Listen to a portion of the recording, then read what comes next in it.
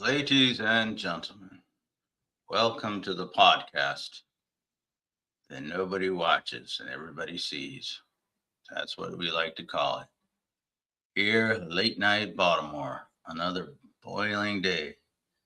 89 degrees in Baltimore today, and it's red hot. Also, red hot, the Orioles. The Orioles are red hot. They are 31 and 33 as of this broadcast, but we get to another topic that we're going to get to right now. But first, I have to play my cool intro that I love so much. Okay, you ready?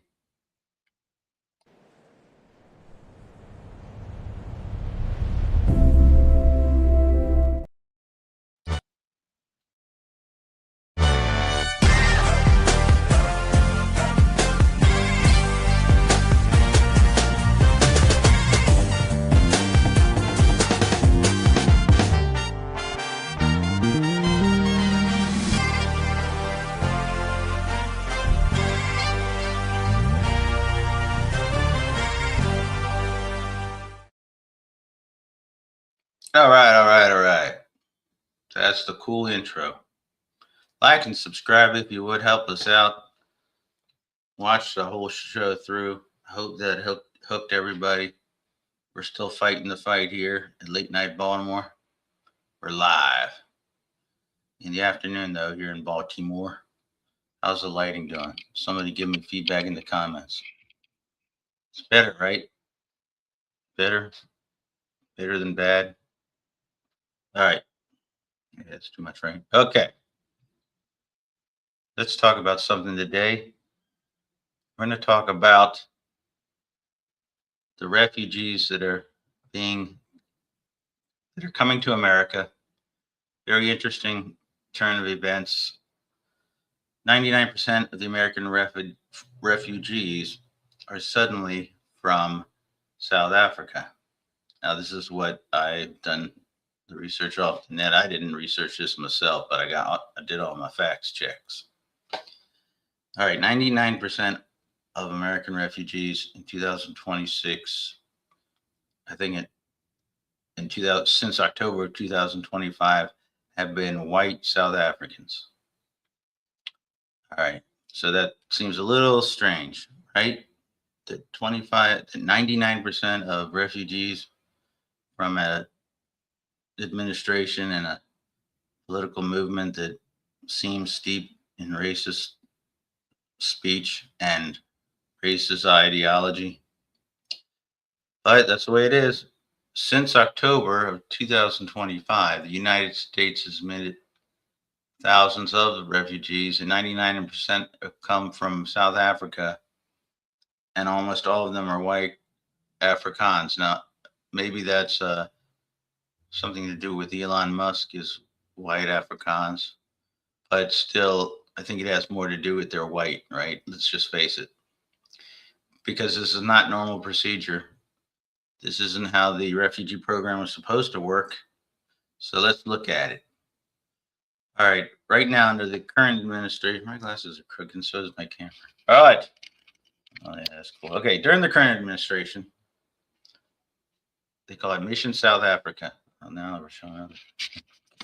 Unprofessional again. They call it Mission South Africa. One day, they basically shut down the entire refugee program, except for white South Africans. They brought in 6,000 people. All but 3 of them were from South Africa. That's not a refugee program anymore. It's a targeted pipeline. Somebody else's line, not mine. For one specific racial group, here's a clue: not white. I mean, not white, black or brown, or other. It's white. Okay. All right. The administration defends it by saying that these Afrikaners are facing racial persecution, farm seizures, violence because of their race.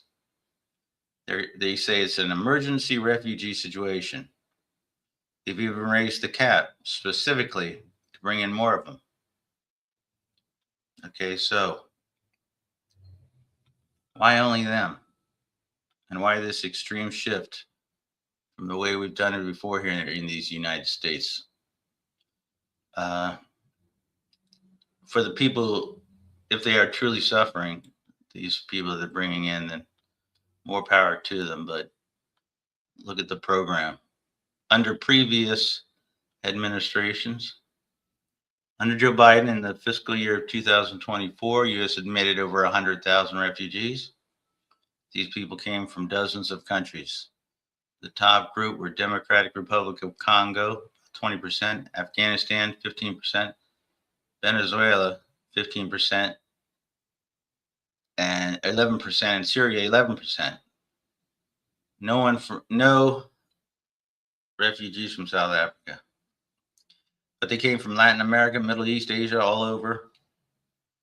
The program back then actually tried to respond to the crises that were going on around the world at the time. You go back to Barack Obama. In 2000, what is this, 16? They admitted nearly 85,000 refugees from 79 different countries. The top 5 were the Democratic Republic of Congo, Syria, Burma, Iraq, and Somalia. Again, South Africa wasn't a factor at all. The U.S. refugee program is always complicated and some would say messy, and imperfect.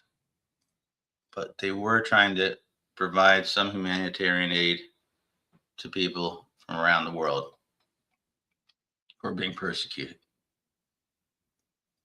Now, we only get refugees from one country and one racial group, white. That's about almost 100% of our intake. It's a complete rewrite of who we decide to get, who we decide to get protection in America. And the fact that they're all white is almost all white is also a little something you look at. There are still people in those countries that we mentioned before, Congo, Syria, Sudan, Myanmar, and elsewhere, who are still suffering, but are not being allowed in. All the slots that they used to be offered are almost all going just to South Africans. And if for the South African people, if they're being helped, well, that's a good thing. But why do we shut the door on everyone else? It's about well, we actually know why. We can't really say why. We're not supposed to say why. We know why. Everybody knows why. But our refugee program should be very open and very receptive of all races and creeds in from every walk of life. That's my rant. 100,000 refugees under Biden, under Obama, 85,000 from 79 countries. Under this administration, the current MAG administration, one South African relocation program. It's a kind of story people don't really talk about much because there's so much else going on. But it's an extreme shift in policy, and the question has to be, why is it happening? All right, that's my rant for the day. I guess I answered my own question by we know why it's happening. If you have any other ideas, you can leave it in the comment section, and I'll try to go over it. But are we just ignoring humanitarian needs, or is it just a way to F with the people who are not white and to help white people only? Or is it really just because Elon Musk? Or is it Just pure, unadulterated racist policy. And let's see, the answer is the last one. All right, let me talk about the Orioles. The Orioles are now 31 and 33. They're playing the Blue Jays today. No score yet. Their standing is that they are in third place. They're 8 games behind the Rays. But that's not the important thing. The important thing is they're starting to get good and starting to hit. So, what are we going to do about that? That's good. Let's keep it going through the summer, and the Orioles will fight. Okay, down below is the good news. 958 days to go. No one watching. No one cares. No. Speaking of, but let's talk about something else. Here's someone who doesn't. I don't know how he's viewed, and if anyone even knows he's still around.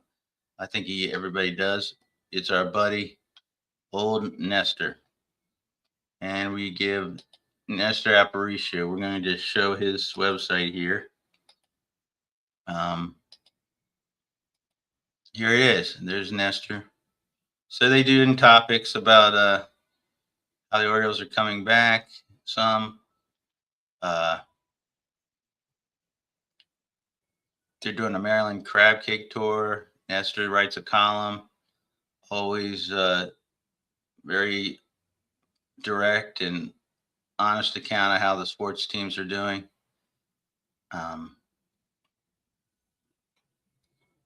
Always writing some very riveting and from the heart columns that you really get a kick out of.